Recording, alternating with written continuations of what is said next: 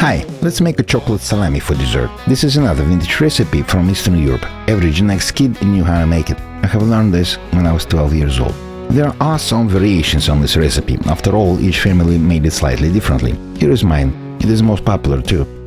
The proportions are in metric this time, so get your metric measuring device. You want to get this right or it will not work, and you will end up with some chocolate porridge instead. You will need 200 grams of unsalted pure butter. I'm using German butter this time. It is the kind that doesn't come from the cows mutilated by Billy syringe. 3 full tablespoons of cocoa. Use any unsweetened cocoa you find in the baking aisle. If Ghirardelli is not available, you can use Hershey instead, as long as it is unsweetened, pure and without any additives. 2½ cups of organic walnuts, or any nuts for that matter. The authentic recipe calls specifically for walnuts though. If you are allergic to nuts, I'll show you how to get around that later. 300 grams of basic cookies. Cheap bottom shelf Maria cookies work the best. Do not use any fancy cookies though. If the dough does not have the right absorbency, your dish will fail. Stick with Maria. This is the best and authentic choice. 70 milliliters or 5 tablespoons of milk. Use half and half or whole milk. Whipping cream is far too much for this, and processed milk such as 2% or 1% will not work either. Soy milk, well, that's not milk at all. I will be using half and half for the best results. 180 grams of pure white cane sugar. Do not use brown sugar, it will not taste right. Brown sugar has a very specific flavor to it, which does not work with this dish at all. 1 teaspoon of pure vanilla extract. In the evening before you cook, take the butter out of the fridge and set it on the kitchen counter overnight. It will have to be soft by the time you start cooking, else you will have a very hard time with it. I will measure out 100 grams of cookies and set them aside for later, so I can show you what to do if you are allergic to walnuts. I will not use them though in the final product because we're going to do walnuts instead. If you are not allergic to nuts, skip this step. Now let's measure out the 300 grams of cookies that we will be using. No more, no less. This will be important to get the final mixture correct. Too much and it will be too tough. Too little and it will not solidify. Measure 2½ cups of walnuts. The amount of walnuts is less important.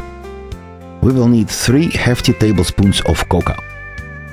I do not like storing it in a bag, so I'll move it into a tin tea box instead. Get the required amount, put it in the dish and set it aside. Measure 200 grams of butter, put the remainder in the fridge. In a separate dish, measure out 70 milliliters of half and half. That would be about 5 tablespoons, if you prefer. To get 5 tablespoons, you can use 1/4 cup and a single tablespoon, or just pour 70 milliliters. That would be the easiest way. Set that aside as well. Get your grinding machine out, put in a medium blade and grind your cookies. If you do not have that, you may use a blender. And if you don't have a blender either, well, mortar and pestle all the way. If that is the case, you can employ the child labor of your kid to help you. The final cookie powder should look like this. Not as fine as flour, but not too coarse either.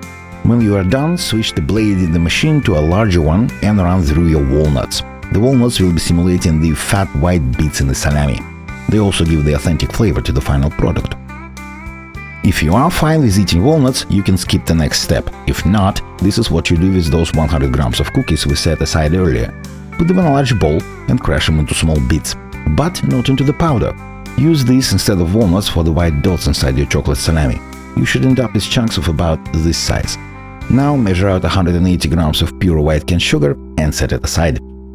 We are done with the prep. Now let's do the assembly. Get a medium or a large size pot. You will need some extra room for convenience. Put it on the stove and turn on medium-low heat. First pour in the sugar, followed by the cocoa. Carefully mix them together until they form an even mix. Now pour in the milk and continue to mix gently until the mass turns into a silky smooth cream. Do not use the machine at this point or you will spray your ingredients all over the kitchen. When the mixture is smooth, add 1 teaspoon of pure vanilla extract. Alternatively, if you have some rum, add a tablespoon of rum. The alcohol will evaporate, but the aroma will remain. Now you can risk the machine, if you like, but run it on a slow speed. You have to keep mixing at all times. Do not let this cream to burn or boil. Watch your temperature. Dump the butter in and continue to mix until the butter becomes one with the mix. This is why I advised you earlier to take the butter out of the fridge a night before, so it is nice and soft. Next, pour in the ground cookies, a little bit at a time, and continue to mix non-stop. Your hands may get tired by now, so get your kid to help you with the mixing. The mixture will get thicker and thicker as you pour the cookies in, and it will be harder and harder to mix.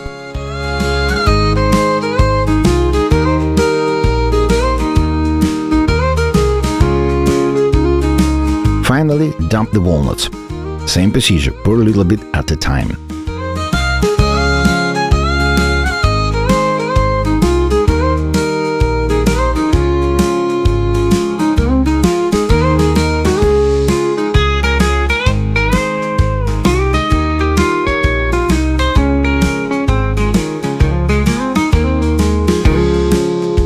Now the mixture is done. All we have to do is to form the salami stick. This is the hardest part. You could potentially run it through a machine and fill some plastic tubes with it, but if you do that, you will lose some of the product smeared inside of the machine. Instead, form the salami by hand. That is the authentic way.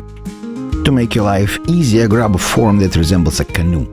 If you do not have one, well, you'll have to manage on a board somehow. I've done that before, it's possible. Take plastic wrap and cover the form with it. Pour the mixture on top and form the salami by hand, like this.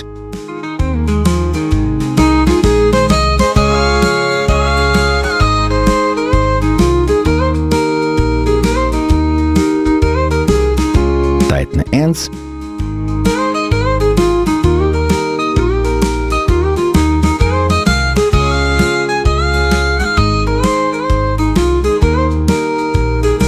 Place the salami into the freezer for half an hour. After half an hour, remove it from the freezer and put it on the top shelf of your fridge. The best time to eat is the next day. If you want to be 100% authentic, make some proper tea. Brits and Indians know how to make it. But if you're an American, here is the closely guarded secret. Get some loose leaf tea and perhaps some mint. Place that into a metal tea strainer. Insert it into a clay teapot. Boil some water and pour it in while it is boiling. Yes, the water has to be boiling, not boiled, when it hits the leaves. Place the teapot on a rack, place the candle underneath it, for about 5 minutes. After 5 minutes, remove the strainer and pour in your tea. Enjoy!